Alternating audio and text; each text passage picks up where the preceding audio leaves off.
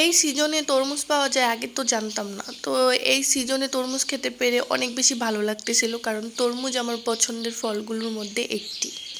তো তরমুজ খাচ্ছি আর ভাবতেছি আজকেই তো শেষ এই বাসাতে, তারপর তো চলেই যাচ্ছি। আমি অবশ্য সব কিছু প্যাকিং করে রাখছি, আমার ব্যাগ, জিনিসপত্র, কাপড় চোপড় যা আছে। কারণ হচ্ছে আজকে রাত্রেই হচ্ছে, রাত্রে বলতে সন্ধ্যার দিকেই হচ্ছে আমি রওনা দিয়ে দিব, আর আমার বাসার সব মেম্বার্সরা হচ্ছে কালকে যাবে। তো আমি বিকেলবেলা এখানে বসে বসে কফি খাচ্ছি, সাথে হচ্ছে কেক খেয়ে নিচ্ছি। এই কেকটা আমার অনেক পছন্দ, কিন্তু বিষয়টা হচ্ছে কেকটা অনেক বেশি মিষ্টি হয়। অতিরিক্ত মিষ্টি হওয়ার কারণে আমি বেশি খেতে পারি না কেকটা, কিন্তু ভালোই লাগে চা দিয়ে অথবা কফি দিয়ে চুবিয়ে খেতে। আর দেখলাম যে বাহিরে অনেক বেশি বৃষ্টি হচ্ছে, তো ভাবলাম যে বৃষ্টিটা যদি সারাদিন থাকে তাহলে তো যেতে পারবো না সন্ধ্যার দিকে। দেখা যাবে যে বৃষ্টির কারণে বাহিরে হতে পারছি না। আর বৃষ্টির দিনে আমার বাহির হতে খুবই বিরক্ত লাগে, কারণ হচ্ছে দেখা যায় যে আমি না বৃষ্টির মধ্যে, মানে বৃষ্টির দিন কাদার মধ্যে আমি হাঁটতেই পারি না।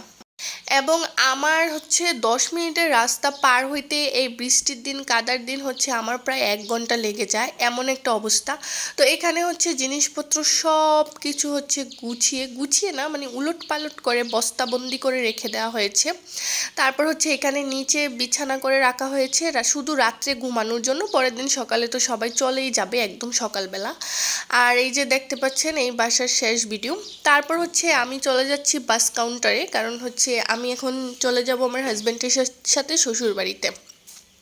তো আমি হচ্ছে এখান থেকে বিদায় নিয়ে নিলাম, সব মানে শেষ, এখানে শেষ ভিডিও, শেষ থাকা।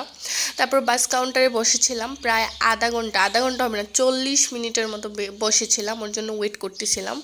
তারপর হচ্ছে ফাইনালি বাসটা আসলো, ও হচ্ছে ঢাকা থেকে আমার জন্য সিট নিয়ে আসছে। তারপর হচ্ছে আমি ওর পাশে বসলাম। আর ওই দিন এত বেশি ভিড় ছিল, যেহেতু বন্ধের সময় ছিল, টানা 4 দিন বন্ধ পড়ছিল, অফিস আদালত সব কিছু বন্ধ হয়ে গিয়েছিল, সবাই হচ্ছে বাড়িতে ফিরতেছিল। অনেক কষ্টে হচ্ছে আমরা কুমিল্লাতে এসে পৌঁছালাম রাতে 9:30 না 10টা যে তখন বাজতেছিল। তারপর এখান থেকে আমরা চলে গেলাম হচ্ছে কান্দিরপাড়, ওইখানে হচ্ছে একটা কেক নিব, কারণ হচ্ছে আমার ননদের হচ্ছে বার্থডে ছিল, তো ওর জন্য একটা কেক নিয়ে নিলাম। তারপর হচ্ছে কয়েকটা বেকারিজ যে আইটেমসগুলো ছিল ওইগুলো নিয়ে নিলাম। তারপরে এখানে দেখলাম যে আর কি কি আছে, তো এখান থেকে আমাদের পছন্দ মতো কয়েকটা জিনিস নিয়ে তারপর হচ্ছে আমরা চলে গেলাম শাসনগাছাতে। তারপর এখান থেকে সিএনজি করে বাড়িতে চলে যাচ্ছি।